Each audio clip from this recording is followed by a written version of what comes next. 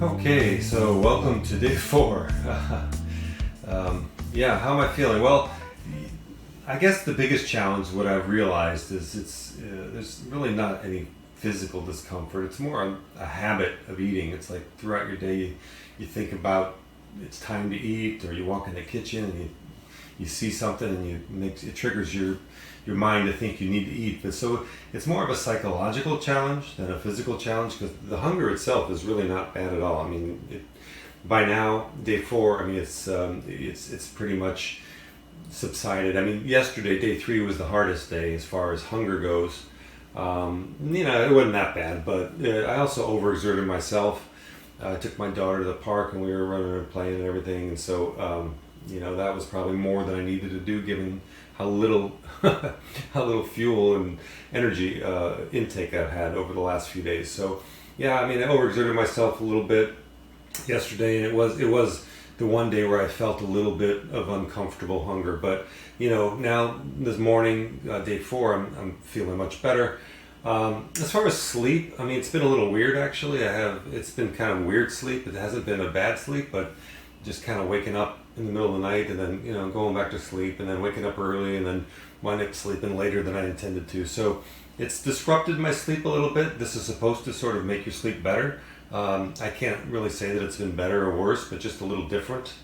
So I'm a little tired too, I have to admit. I mean, just again, I think I overexerted myself and not enough calories taken in. My body's trying to catch up. So now is when the fat burning is continuing, so there's no glucose in my bloodstream at all. It's all trying to use fat, so it's the ketosis that we talked about. Now this is when they say also the cellular cleaning and renewal occurs. So the autophagy that we discussed before, that's really kicking in. Autophagy, sorry, I mispronounced that. And so yeah, this is when the fat burning is happening. Apparently it's also the belly fat that's being burned, which is great. That's what I was hoping for the most. But anyway, yeah. So this is just the body's natural way of cleaning up the old cells, taking out all the little broken pieces and replacing them with what works. It's what they'll refer to as rejuvenation, because that has a catchy, feel-good component to it. So it's about optimizing your cells, rejuvenating on a cellular level. So obviously, as on a larger scale, it should also be rejuvenating your energy, your minds, your thoughts are supposed to be clearer. You're supposed to be just feeling better in general, and I do. I mean, I do feel good, but just I would say just a little less, just a little slower moving. I think more than anything. I mean, I'm not like sleepy, but just don't have as much pep. But that's all going to change once this is finished, and then I get back on a regular healthy diet. So again, this morning, for the breakfast, there is the L bar. I'll just look at this real quick. This is it, the L bar. And then there's all the nutrients on the back. So the one thing that surprised me, it's 45 grams total, so 260 calories, 22 grams of fat, no trans fats, of course, and no cholesterol. So the one thing that surprised me a little bit, it does have 14 grams of carbs, which is no big deal, but they have 9 grams of sugars, including 7 grams of added sugars. And I found that surprising, that they would add sugar. I don't know if you can see that, but I'll post a better photo on the website.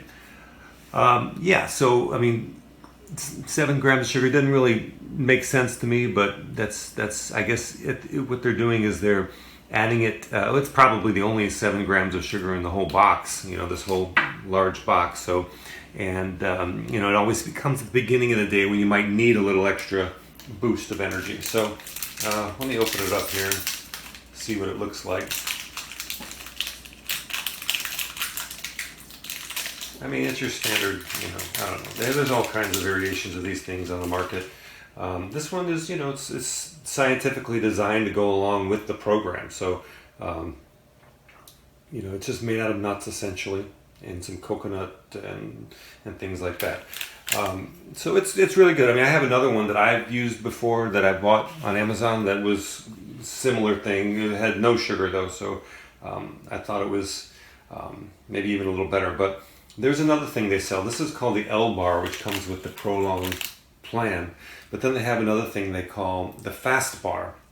So what that's supposed to do is help you when you're doing your normal, intermittent fasting. So say you're a person who does the food window, the 16-8, where you fast for 16 hours and you eat for 8 hours. Well, that fast bar is supposed to be the first thing you eat in the morning. So if you get up like at 7 o'clock and you're not supposed to eat until like 11, like at 9, you can have this fast bar, and it mostly is fat. There's like no carbohydrate, there's no sugar in it. So it basically extends your fast until your fasting window. So it's a way of sort of cheating that window a little bit. I'm going to look into it. I have another bar that I've used, and I'll post it on the website too, that I've used in the past for the same purpose. So but the fast bar, again, it's formulated for specifically that purpose. So it's a little different than this one. So they warn you that you're not supposed to interchange them. Take that for what it is. All right, so here we are, day 4. It's the end. It's getting near the end of this 5-day cycle. So I'll get through today, then tomorrow, and then Saturday, the day 6, which is not officially part of the plan, but they give you some advice on that, and I'll talk about that in another video. So thanks for joining me on day 4, and I'm almost there. It's feeling pretty good.